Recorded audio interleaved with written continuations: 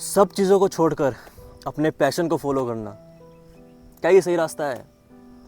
क्योंकि आज से 3 या 4 साल पहले से मैं भी इसी रास्ते पे चल रहा हूँ।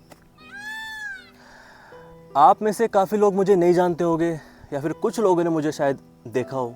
जय श्री राम दोस्तों, मेरा नाम है विनय रोहिला। मैं इंडिया बेस्ड आर्टिस्ट हूँ। मैं वर्ल्ड वाइड अपनी पेंटिंग्स सेल करता हूँ। इस वीडियो में मैं आपको ये समझाऊंगा कि इन 4 या 5 सालों में क्या क्या चीज़ें मैंने सीखी है और क्या क्या डिफ़िकल्टीज़ आई है, क्या क्या चैलेंजेस आए हैं मेरी लाइफ में इन 4-5 सालों में। एज एन आर्टिस्ट मैं आपको गाइड करूँगा। अगर आप एक बिगिनर आर्टिस्ट हैं या फिर आप एक एडवांस आर्टिस्ट हैं तो आप इन चीज़ों को रिलेट करेंगे। ये मेरे YouTube की सबसे पहली वीडियो है और मैं चाहता था कि जो मेरी वीडियो है वो नेचर से जुड़ी हो, पहली वीडियो। इसके बाद जितनी भी वीडियोस मेरे YouTube चैनल पर आएगी या तो वो मेरे स्टूडियो में होगी या फिर वो किसी भी अलग अलग जगहों पर होगी। अच्छा, जब मैं यहाँ पर आया था तो मैं अपने साथ कैनवास बोर्ड लेकर आया हूँ और कुछ सामान अपना पेंटिंग का लेकर आया हूँ ताकि कुछ क्रिएटिव भी बनाए यहाँ पर और आपसे बात भी कर सके साथ साथ। चलिए स्टार्ट करते हैं। तो जैसे मैंने आपको बताया था कि ये मेरी पहली वीडियो है यूट्यूब की, तो मैं चाहता हूँ कि पहली वीडियो की शुरुआत जो है वो हमारे जो गणपति जी है उनके साथ हो।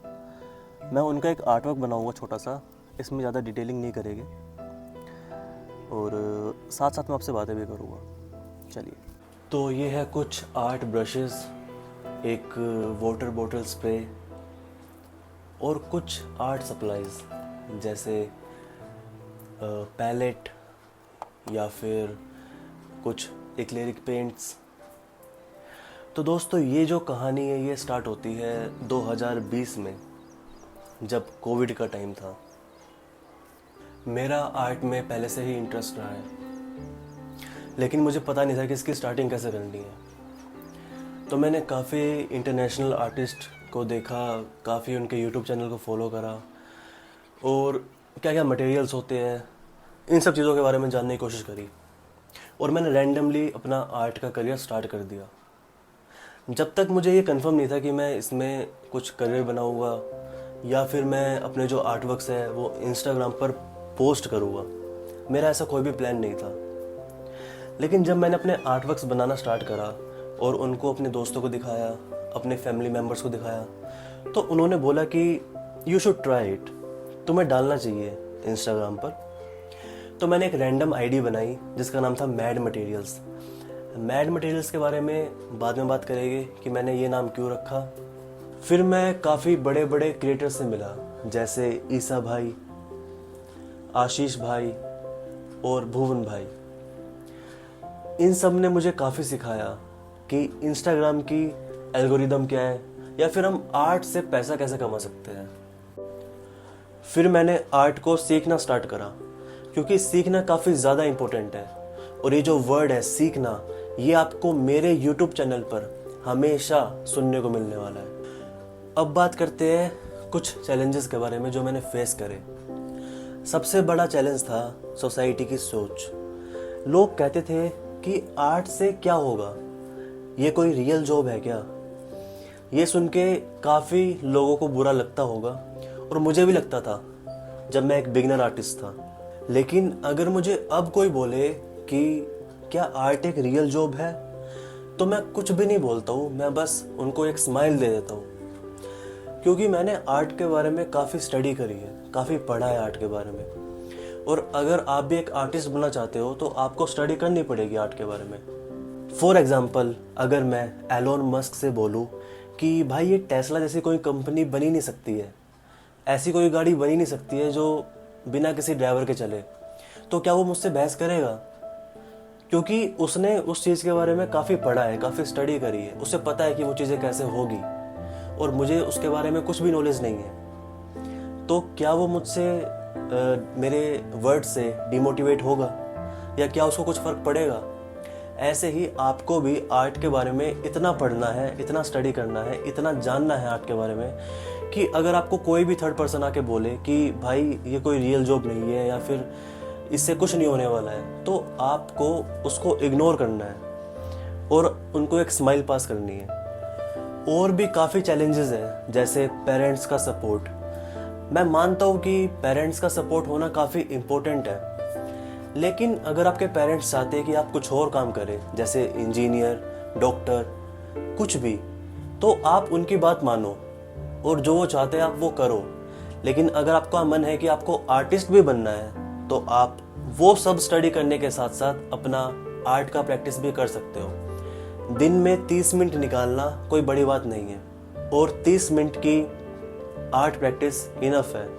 अब कुछ लोग बोलेंगे कि यार सबसे बड़ा जो चैलेंज है वो तो पैसे का है ना, क्योंकि आर्ट सप्लाइज तो काफ़ी महंगे आते हैं। देखो दोस्तों, मैं मानता हूँ कि आर्ट सप्लाइज काफ़ी महंगे आते हैं, but for practice, for initial days आपको इतने महंगे प्रोडक्ट्स खरीदने की कोई ज़रूरत नहीं है।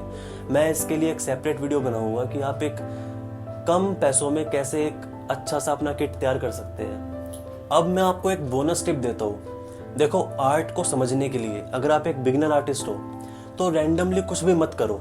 जैसे कि अगर आपको स्केचिंग नहीं आती है या फिर आपको ड्राइंग करना नहीं आता है, तो आप सीधा ऑयल पेंटिंग पे मत चले जाओ, क्योंकि इससे मुझे नहीं लगता कि आप जल्दी सीख पाओगे।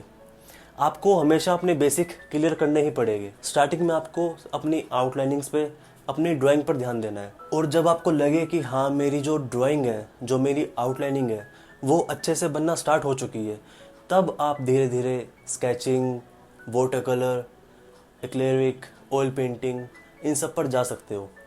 अब मैड मटेरियल्स ही क्यों रखा मैंने नाम अपने ब्रांड का या अपने इंस्टाग्राम पेज का? क्योंकि जब मैं स्टडी कर रहा था आर्ट के बारे में, तो मैंने देखा कि जो मटेरियल्स होते हैं ना, उनका काफ़ी इम्पोर्टेंट रोल होता है एक आर्ट को तैयार करने में।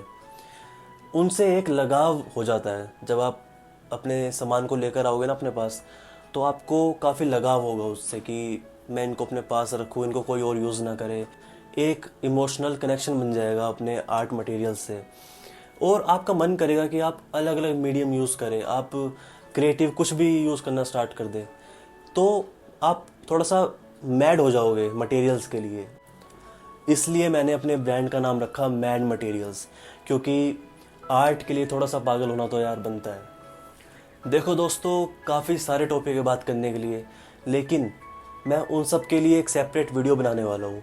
मैं कोशिश करूँगा कि आपको हाई क्वालिटी कंटेंट प्रोवाइड करूँ, लेकिन उसके लिए आपको मुझसे ये वादा करना पड़ेगा कि आप आर्ट को सीखेंगे, आप लर्न करेंगे। आप ये सवाल नहीं पूछेंगे बार बार कि इसको मैं कैसे सेल करूँ, मैं अपने आर्ट को कैसे बेचूँ, मेरे को कमीशन वर्क नहीं आ रहे हैं। ये सब इतनी जल्दी इनिशियल डेज में नहीं होता है। अगर आप एक एडवांस आर्टिस्ट है तो वो एक अलग बात है, बट इनिशियल डेज में आपको लर्निंग पे ध्यान देना पड़ेगा, ना कि अर्निंग पे ध्यान देना पड़ेगा। इसलिए जो आपका मेन फोकस है वो सिर्फ और सिर्फ सीखने पर होना चाहिए, बाकी सब मैं संभाल लूँगा। सो गाइज, मेरी पेंटिंग जो है वो कंप्लीट हो चुकी है। अगर मैं चाहूँ तो इसमें और भी डिटेल्स ऐड कर सकता हूँ, बट अभी मैं इसको इतना ही रखूँगा। जो पीछे आप पहाड़ देख रहे हैं ना, मैं कल वहीं पर था और मैंने कल वहीं पर इस पेंटिंग को बनाया, और कल बारिश आ गई थी तो मुझे नीचे आना पड़ा। नेक्स्ट वीडियोस में हम बात करेंगे कि आर्ट को कैसे सीखते हैं, क्योंकि सीखना काफ़ी इम्पोर्टेंट है। चाहे आप किसी भी एज ग्रुप में आते हो, आर्ट आपको कहीं ना कहीं हेल्प ज़रूर करती है, चाहे आप बच्चे हो या फिर आप बड़े हो।